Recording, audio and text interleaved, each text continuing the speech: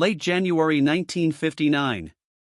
9 experienced Soviet hikers, led by the ambitious Igor Dyatlov, began an epic ski trek into the treacherous northern Ural Mountains. Their destination, Otorten Mountain, a formidable peak in a remote and unforgiving wilderness. These were not novices, they were seasoned adventurers, students and graduates from the Ural Polytechnic Institute, equipped with extensive training and an unyielding spirit. They faced Category 3 conditions, the most challenging rating for a ski expedition, a testament to their skill and daring. Little did they know, this journey would lead them not to triumph, but into one of history's most profound and chilling mysteries. Igor Dyatlov, a 23-year-old engineering student, was the charismatic leader, inspiring confidence in his team. Among the group were experienced trekkers like Zinaida Kolmogorova, a spirited and resilient woman, and Yuri Doroshenko, known for his strength. They were a close-knit unit, bound by shared passion and mutual respect, meticulously planning every detail of their journey. Their collective experience meant they understood the risks of the harsh Siberian winter and how to mitigate them. This wasn't a group prone to recklessness, they were meticulous, well-prepared, and keenly aware of mountain safety. The initial leg of their journey was uneventful, marked by camaraderie and the sheer joy of the expedition. They documented their progress with cameras, their journals filled with observations and cheerful banter. But as they pressed deeper into the wilderness, the weather grew harsher and the terrain more challenging. On January 28, a hiker named Yuri Yudin fell ill and was forced to turn back. His departure was a stroke of fate that saved his life. The remaining 9 pressed on, unknowingly towards a mountain known to the indigenous Mansi people as Kholat Syakhl, Dead Mountain. By the evening of February 1, the group had made their final camp on the eastern slope of Kholat Syakhl. The conditions were brutal, sub-zero temperatures, strong winds, and heavy snowfall. They pitched their large canvas tent into the side of the mountain, a common practice to offer some protection from the elements.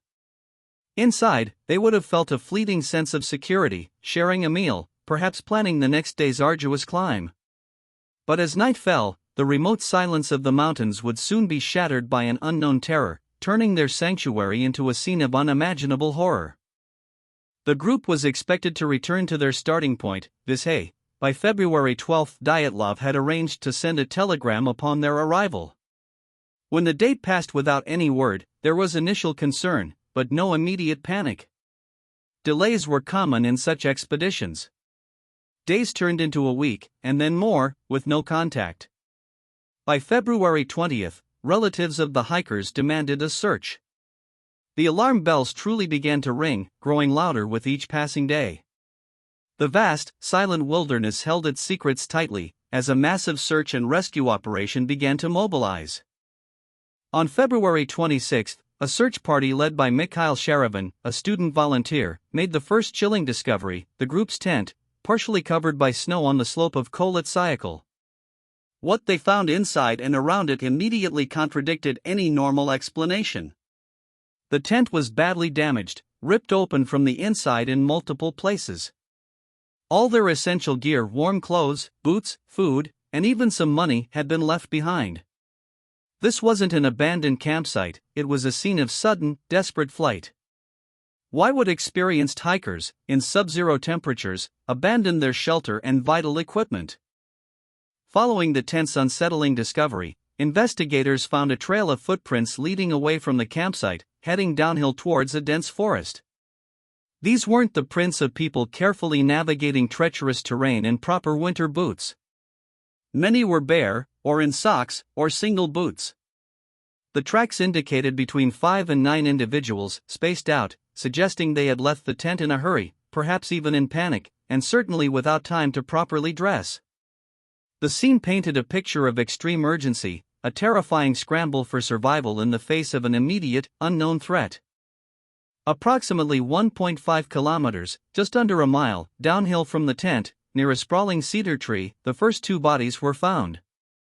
They were Yuri Doroshenko and Yuri Krivonishenko. Both were partially clothed, seemingly having tried to build a crude fire. Their hands were burned, and branches of the cedar tree were broken up to 5 meters high, suggesting a desperate attempt to gather firewood, or perhaps to climb for observation. The fire pit was meager, clearly not enough to offer substantial warmth against the brutal cold. Their bodies showed no signs of external injury, but the lack of proper clothing in such extreme conditions was perplexing and heartbreaking. Further up the slope, between the cedar tree and the tent, 3 more bodies were discovered. These belonged to Igor Dyatlov, Zinaida Kolmogorova, and Rustam Slobodin. Dyatlov was found facing the tent, as if trying to return. Kolmogorova, known for her resilience, showed signs of struggling uphill. Slobodin had a small crack in his skull, initially attributed to a fall, but its true cause remains debated. Like the first 2, they were underdressed for the severe weather, succumbing to hypothermia. Yet, the question persisted: why were they scattered across the slope, so far from their life-saving shelter? The initial autopsies on these first 5 victims cited hypothermia as the cause of death. This made sense given their inadequate clothing and the extreme cold. However, the circumstances surrounding their exposure were anything but normal. Experienced hikers simply do not abandon a perfectly good tent with all their winter gear, only to freeze to death a short distance away. The investigators were faced with a paradox: a clear cause of death, but an utterly inexplicable sequence of events leading to it. This left a gaping hole in their understanding, a crucial piece of the puzzle that screamed for more than a simple answer. It wasn't until May, 3 months later, as the deep snows of the Urals finally began to melt, that the final 4 hikers were discovered. They were found deep in a snow-covered ravine, or gully, further into the forest from the cedar tree. They were Nikolai Thibeaux-Brignoles, Semyon Zolotaryov, Alexander Kolevatov, and Lyudmila Dubinina.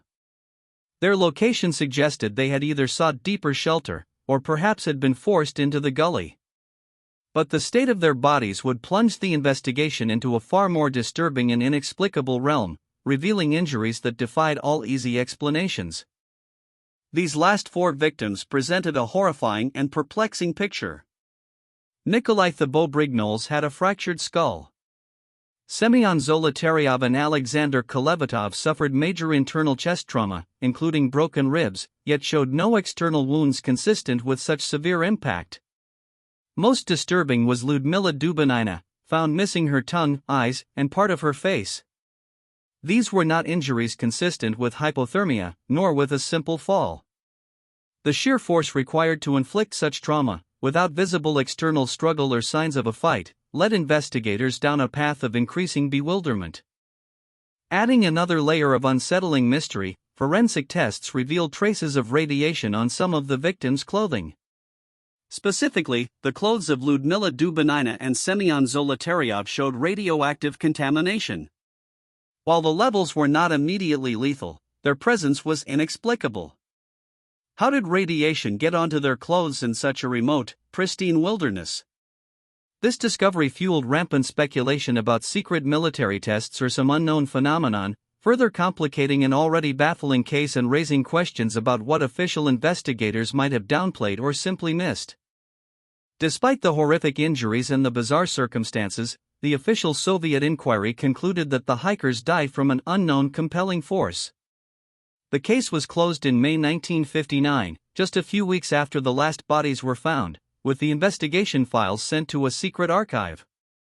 This vague conclusion left more questions than answers. It failed to reconcile the extreme trauma with the lack of external struggle, the tent being cut from the inside, the radiation, and the fact that experienced hikers would flee their shelter so desperately. Was this a cover-up, or a genuine admission of utter bafflement? The central question remains: what terrorized these experienced hikers so profoundly that they abandoned the safety of their tent in a blizzard, essentially condemning themselves to death? An avalanche has been a popular theory, but it struggles to explain the tent being cut from the inside, the orderly footprints, and the lack of typical avalanche-related injuries.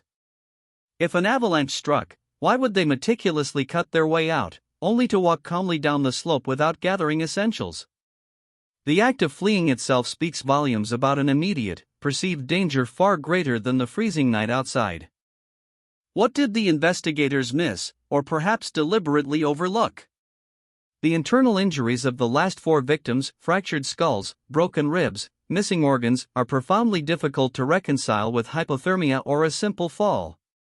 These point to a massive, crushing force, or perhaps, an attack. Yet, no signs of human struggle or external attackers were found. The radiation on clothing adds a layer of complexity not fully explored. Were these injuries inflicted by a natural phenomenon unknown at the time, or by something far more sinister that the authorities wished to suppress?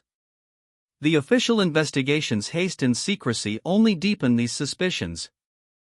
Many theories have emerged over the decades, military testing gone awry, involving secret weapons or chemical agents. Some suggest infrasound, low-frequency sound waves that can induce panic and disorientation, driving the hikers from their tent in a state of terror. Others point to more outlandish explanations, from a Yeti encounter to alien involvement or paranormal activity. Each theory attempts to piece together the fragments of evidence, but none fully accounts for every bizarre detail, especially the combination of desperate flight, unusual injuries, and the complete lack of a coherent narrative. The Dyatlov Pass incident remains a chilling testament to the unknown, a haunting reminder that even experienced adventurers can vanish into the abyss of the unexplained. The enduring mystery is not just about what happened, but why it happened. Why did 9 skilled hikers flee into a death trap? What terror drove them? And what crucial details did early investigators miss or fail to comprehend? 65 years later, the silence from Dead Mountain still echoes, a cold, empty answer to a question that continues to defy solution. The mountain holds its secrets, refusing to yield the truth about that terrifying night.